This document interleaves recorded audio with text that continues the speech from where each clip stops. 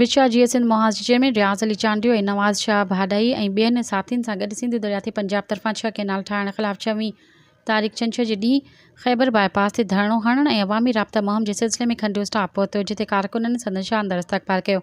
बाद में ऐवान सहाफ़त आफ़ीस ज़िले मटियारी जी आफ़ीस में मीडिया सां ॻाल्हाईंदे GSN मोहाज़ सरबराह रियाज़ अली चांडियो चयो त जॾहिं पंजाब 45 जे पाणी जी भंजकड़ी कई हुई तॾहिं बि चयो वियो त पाणी घणो आहे, समुंड में ज़ाया थो थिए। पंजाब ॿीहर 91 में सिंध सां पाणी जो ठाह कयो, तॾहिं बि चयो वियो त पाणी कोटड़ी खां हेठि ज़ाया थिए पियो।